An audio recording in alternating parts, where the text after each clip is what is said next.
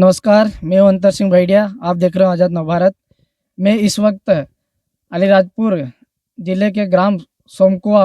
आज हम दिखाएंगे आपको गौशाला यहाँ की, और यहाँ के कर्मचारियों से भी बातचीत करेंगे। उनको क्या सुविधाएं हैं, गाय के लिए क्या सुविधाएं है, आइए देखो। अभी यहाँ पे ऐसा ये गाय है, पर ये समिति समिति करके ने ये समिति वाले ने क्या करे, समिति लेके ने बैठ जाते हैं और चारा पानी की सही ढंग से नहीं लाते हैं ये लोग। ये गौशाला सरकार के द्वारा आपको बना के दी गई है। हाँ, तो इसमें चारा और पानी की व्यवस्था कौन करवा के देता है? वो चारा पानी की व्यवस्था करके ने कोई नहीं देता है, ये समिति वाले हम देते हैं करके ने तो चारा पूरा खत्म हो जाता है। तो वे फिर कहीं से ढूंढ ढूंढ के लाके ने मैं खिलाता हूँ। फिर बाद में 2 दिन 4 दिन चारा नहीं है तो भी हाँ करेंगे करेंगे ऐसे बोले।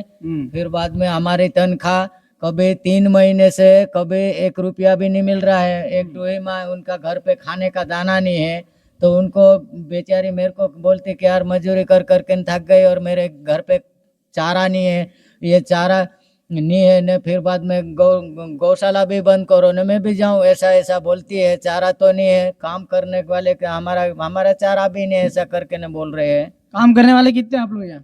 3 ही है। 3 लोग हैं। आपको कितने महीने की सैलरी रुकी आपके? 3 महीने की सैलरी रुकी है, तो हमारे को पता नहीं कि कौन डालता कौन नहीं, मेरे को पता नहीं चल रहा है। कि पता करने निकलूं तो कोई लोग बताते नहीं है। डिप्टी करते, डिप्टी के वहाँ पहुँचता हूँ तो डिप्टी बोलता कि करेंगे करेंगे ऐसा बोलते हैं। हमारा तनख्वाह रुक रखा है 3 महीने से। आप कलेक्टर के पास गए थे? हाँ, कलेक्टर पास गया था मैं। तो फिर बाद क्या में बोला वहाँ पे? वहाँ पे पशु पालन के वहाँ चला जाओ, तो फिर बाद में वैसा पशुपालन के वहाँ चले जाओ। तो फिर मैं ढोर अस्पताल में गया और वहाँ पे मैं डॉक्टर लोगों को पूछा कि मेरे पैसे कौन डालता, उसका थोड़ बताओ। तो फिर बाद में कोई थोड़ नहीं बताया कि हमारा हाथ में नहीं है ऐसा। तो फिर बाद में मैं बोलूं कि यार क्या करे, रात दिन में चौकीदारी भी करता हूँ, दिन को भी रात को भी, और काम भी करता। 3 मजदूरी में अकेला आदमी करता हूँ, और मेरी मिसेस भी काम करते है, मेरी सासू भी काम करते है। पर गाय को हम भूखी नहीं मारते, हम भूखे रह जाएंगे पर गाय को हम भूखी नहीं तो मारेंगे। सरकार के द्वारा गाय के लिए चारा नहीं, चारा दिया जाता है कि नहीं दिया जाता है? नहीं, सरकार कहीं चारा नहीं दिया जाता, कहीं नहीं। ये दान वगैरह आता है ना, वही चारा चल रहा है। वही चारा चलता है? हाँ, वही चारा। पानी की सुविधा कितनी है यहाँ पे? यहाँ पे एक बोरिंग है, एक वो हाथ गड़िया कुआ है। वो कुआ से फिर मोटर डाल रखे है मैंने। कभी ये बोरिंग बंद हो जाएगा तब जाके ने फिर वहाँ कुएं से बड़ा पाइप डाल के न आराम से लंबा के ने फिर पूरा हाथ भर देता। सब गाय को मैं इसमें छोटी छोड़ रखी है, उनको छोड़ छोड़ के ने पिला देता, वापस बंद करके ने फिर ये ड्रम में मैं चारा दे देता हूँ।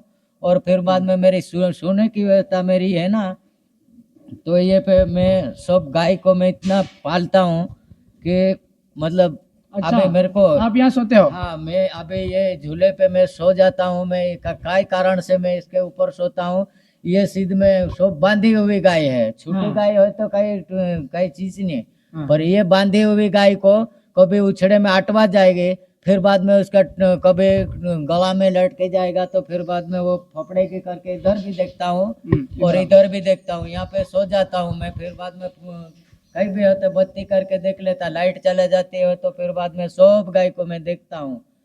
ऐसा है तो मैं सब कुछ मैं सुविधा करता, पूरी रात भर के नहीं यहाँ पे जागता रहता। कभी कोई गाय फपड़ रही कि क्या राशि में अटवा गई, इतना मैं सुविधा कर रहा। बाकी ये मेरे को चारे की तकलीफ ज्यादा है। जैसे अभी हम देख रहे हैं यहाँ पे लाइट की व्यवस्था नहीं है। जैसे गर्मी में गाय गाय को भी गर्मी होती होगी, तो उसके लिए सरकार ने पंखे लगा के दिए, तो पंखे कुछ कुछ दिख रहे हैं। ये चालू कितने हैं यहाँ पे? यहाँ पे 2-4 पंखे चालू है, 2-4 पंखे चालू है। और यहाँ पे 22 पंखे थे।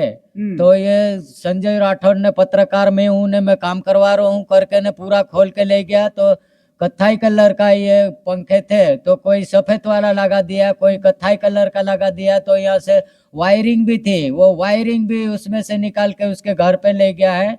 और दान दात आता है तो यहाँ खड़ा रह के ने फिर बाद में उसकी टावेरा में कोई खली आ जाती है, कपास की खली आ जाती है गाय के लिए, तो यहाँ पे रखो मैं दे दूंगा, नहीं तो अब दे दो ऐसा बोले। तो फिर बाद में उसी टावर में गोड़ के ढेली भी रख के ले जाता, और उसका पूरा सामान लेके भर के नहीं हो। सुंदरकांड हुई थी उस दिन, कितना दान के पैसे आए तो वो पैसे फट दे के जेब में डाल लिया, और खली 2 थैली आई थी, वो खली भी उसकी टावर में डाल के ले गया। क्या नाम बताया उसका? संजय राठौड़, कहाँ के हैं ये? ये अलीराजपुर का है। यहाँ पे आते हो और आपकी जो जितनी भी सुविधा है गौशाला के लिए रहती है, हाँ। पंखे वगैरह, लाइट वगैरह, वो सब चंदा वगैरह आता है, दान वगैरह, तो सब उसके घर ले जाता है वो? हाँ, वो उनके घर पे ले जाता है कि ये तो अपना है, ये ऐसा है कि जरा सा लगा के नहीं, यूं करके ने उनका घर पे डाल लेता है यूं। तो ये गौशाला के लिए ये जमीन संजय राठौड़ ने दी थी क्या? नहीं, मैंने दी थी। ये संजय राठौड़ ने, ये अपने आदिवासी की है, ये अपने समकुआ की जमीन है, मैंने दे रखी है ये जमीन पूरी। कि ये जमीन थोड़ा लफड़ा चल रहा था तो मैंने कि गाय सेवक में दे दूं तो अच्छा, उसमें हमने सबको पालेंगे, गाय की सेवा तो करेंगे, कम से कम हम कमा के नहीं खाएंगे तो भी करके ने मैंने ये जमीन पूरी, वहां मेरे घर के सामने तक पूरी जमीन मैंने, आदिवासी लोग मेरे हैं तो मैंने दिया है। तो सरकार से आप क्या डिमांड चाहते हो? अभी सरकार से मेरे को ऐसा चाह रहा है कि हमारी सैलरी चालू हो जाए और चारा चालू हो जाए।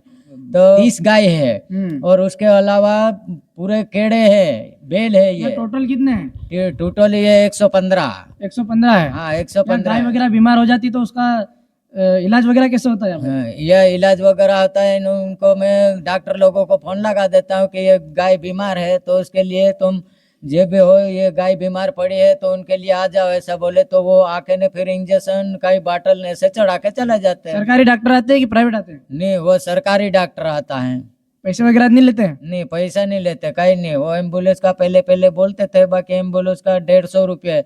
तो सरकारी गौशाला है, मेरे को 150 रुपया नहीं निकलेगा, आना होता उन्हें तो नहीं, ऐसा बोल दिया था उस समय से। पैसे यहाँ से कोई नहीं लेता। चलो, तो हम इनसे भी बात करें, चौकीदार से भी बात करें, यहाँ के जो कर्मचारी हैं उनसे भी बात करते हैं, भाइयों से भी बात करते हैं कि उनकी क्या समस्या रहती है। काकी, आप यहाँ काम करते हो? हाँ, क्या समस्या रहती है आपकी? हमारे पैसे की ने चारा की ने सी समस्या रहती। अच्छा, आपको सैलरी टाइम पे नहीं मिलती क्या? नहीं, टाइम पर नहीं मिलती। कितने महीने की रुके हुए? 3 महीने की। 3 महीने की। हाँ। ये चारा खत्म हो जाता है तो कहाँ से लाते हो फिर? हम नहीं लाते, कोई लाते होंगे सब, वो संजय राठौर ने।